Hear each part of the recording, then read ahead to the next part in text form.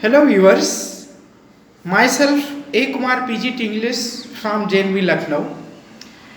Today we are going to discuss about the lesson named Last Spring, written by a famous author Annie Jung. Here we will discuss about the author, theme, summary and some important questions along with their answers. Annie Jung is an Indian author, journalist, and a famous columnist for major newspapers in India and abroad. She was born in 1944 at Rourkela, Odisha. She is known for the noteworthy work Unveiling India. Unveiling India was chronicle of the lives of women in India, noted especially for the depiction of Muslim women behind the Parda system. She obtained her education in India as well as in United States America. Annie Jung lives in Delhi presently. Annie Jung's Last Spring Stories of Stolen Childhood focuses on children deprived from education. Annie Jung is noted for her lively and vivid description through her work. In this story, the author unveils the utter destitution of the rag pickers of Simapuri and the bangle makers of Firozabad. Grinding poverty and traditions compel the children to live a life of exploitation.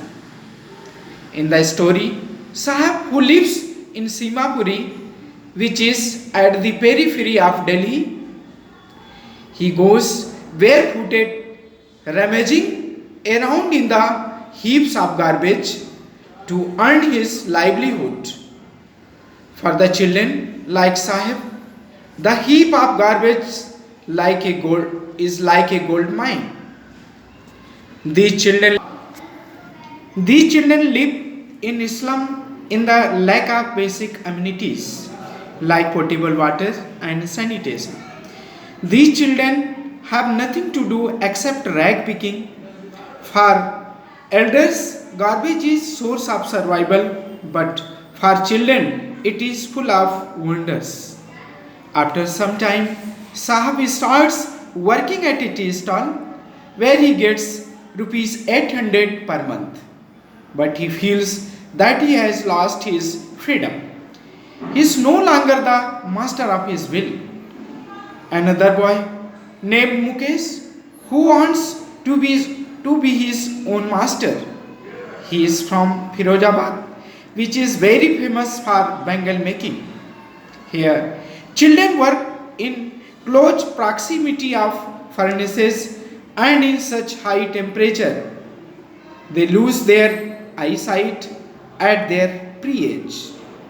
These families are the victims of poverty.